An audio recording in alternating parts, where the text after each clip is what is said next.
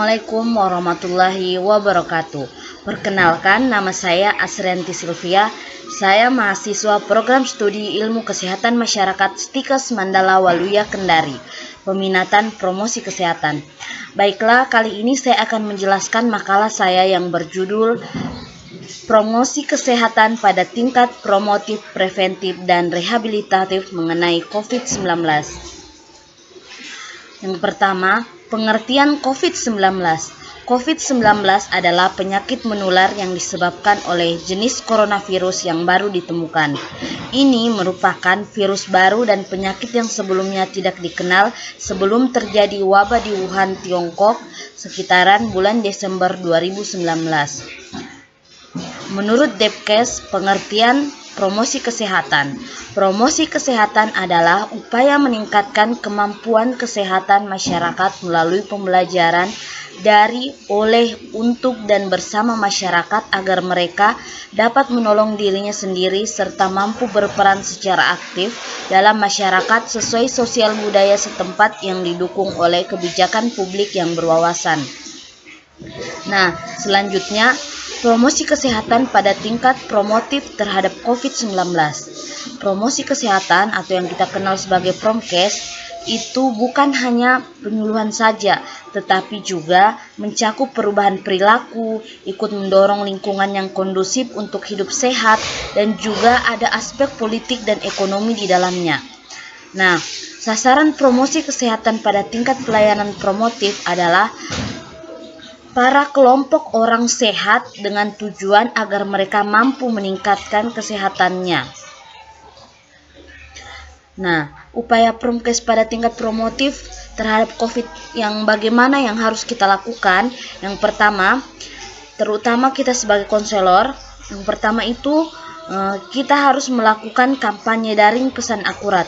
Maksudnya di sini adalah kita harus melakukan kampanye melalui sosial media atau online karena keadaan kita sekarang yang lagi social distancing. Jadi kita melakukan kampanye itu melalui sosial media, baik Facebook, Instagram, dan lain sebagainya. Yang kedua, menjelaskan informasi akurat dan menyetop pesan berantai yang keliru atau hoax. Nah, ini banyak yang beredar di masyarakat, bahwasannya masyarakat terlalu banyak menerima pesan-pesan yang keliru atau pesan hoax mengenai COVID-19 sehingga menyebabkan masyarakat panik dan sangat ketakutan sehingga sistem imunnya mungkin akan turun. Jadi kita sebagai konselor harus menyetop atau memutus juga pesan-pesan hoax yang tersebar di masyarakat. Dengan cara bagaimana? Kita harus lakukan penyuluhan atau mengirimkan pesan-pesan yang positif kepada masyarakat. Yang selanjutnya, menggalang kerjasama antara organisasi untuk bisa merujuk pada ahli tertentu agar dapat memberikan promosi kesehatan yang tepat. Nah, ini sebagai konselor, kita bisa bekerja sama dengan organisasi-organisasi lain. Misalnya organisasi Ikatan Dokter Indonesia atau IAKMI juga bisa.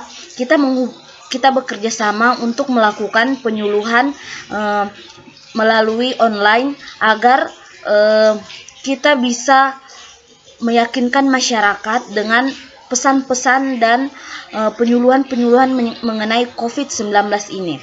Nah, selanjutnya menyampaikan pesan positif karena salah satu yang bisa meningkatkan kekebalan adalah perasaan tidak panik dan tidak tertekan.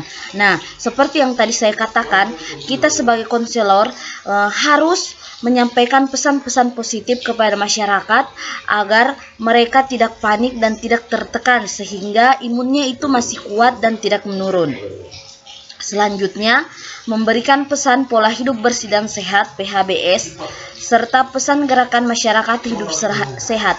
Nah, di sini dalam penyuluhan kita bisa menyampaikan penyuluhan mengenai PHBS dan bagaimana kita menyuruh atau menggerakkan masyarakat melakukan hidup sehat. Selanjutnya, memberikan advokasi kepada pemerintah agar kebijakan dan himbauan searah dengan pengendalian COVID. Nah, kita juga bisa bekerja sama dengan pemerintah memberikan atau kita bisa mengadvokasi pemerintah agar kebijakan yang mereka keluarkan sesuai dengan standar kesehatan atau WHO. Jadi penyuluhan kita dengan kebijakan pemerintah itu searah. Jadi tidak ada yang bertolak belakang agar tujuannya sama-sama memerangi pemutusan rantai COVID-19. Selanjutnya, promosi kesehatan tingkat preventif terhadap COVID-19. Promosi kesehatan preventif adalah kelompok yang berisiko tinggi, misalnya kelompok ibu hamil dan menyusui, para perokok, kelompok obesitas atau kegemukan. Tujuannya apa? Yaitu untuk mencegah kelompok-kelompok tersebut agar tidak jatuh sakit atau terkena sakit.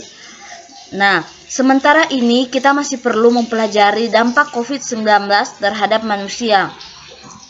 Tetapi sejauh ini, lansia dan orang-orang yang sudah memiliki keadaan medis sebelumnya seperti tekanan darah tinggi, penyakit jantung, penyakit paru-paru, kanker, atau diabetes terindikasi mengalami sakit yang lebih parah.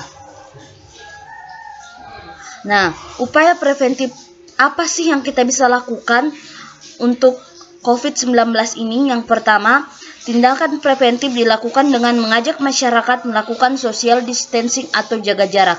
Nah, tindakan ini yang saat ini kita lakukan, tetapi kita melihat bahwa tidak semua masyarakat yang patuh terhadap perintah ini. Jadi tugas kita sebagai konselor yaitu harus melakukan banyak-banyak penyuluhan atau pesan-pesan positif mengenai social distancing atau jaga jarak. Kita bisa membahasakan bahwasannya ketika kita melakukan social distancing atau jaga jarak, maka kita sudah berkontribusi untuk memutus mata rantai penyebaran COVID-19 ini. Nah, selanjutnya penelusuran jejak pasien positif maupun ODP. Nah, ini maksudnya yaitu untuk menemukan peta persebarannya, termaksud siapa pembawa virus dan titik di mana mereka pernah melakukan kegiatan, serta menghimbau untuk selalu melakukan cuci tangan dan menggunakan masker serta melakukan PHBS. Ini yang sangat penting, yaitu sering melakukan cuci tangan dan menggunakan masker serta melakukan PHBS. Nah, selanjutnya promosi kesehatan pada tingkat rehabilitatif terhadap COVID-19. Istilah rehabilitatif diartikan sebagai pemulihan. Yang dimaksud dengan rehabilitatif kesehatan ataupun upaya kesehatan rehabilitatif adalah suatu upaya maupun rangkaian kegiatan yang ditujukan kepada bekas penderita, pasien yang sudah tidak menderita penyakit agar dapat berinteraksi secara normal dalam lingkungan sosial.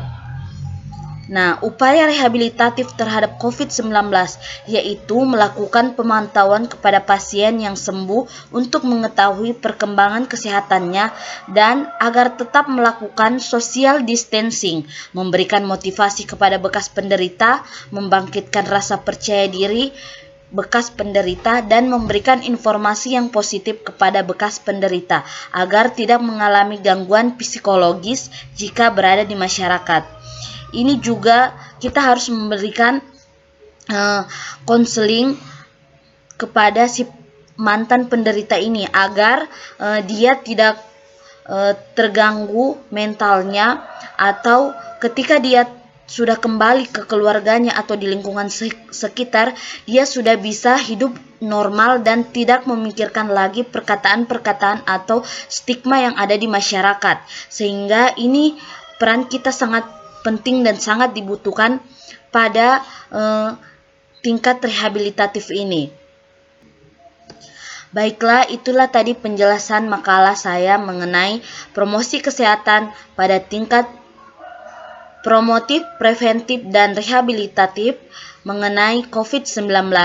Semoga dengan penjelasan saya tadi kita bisa menambah ilmu dan bermanfaat bagi semuanya. Sekian dari saya. Assalamualaikum warahmatullahi wabarakatuh.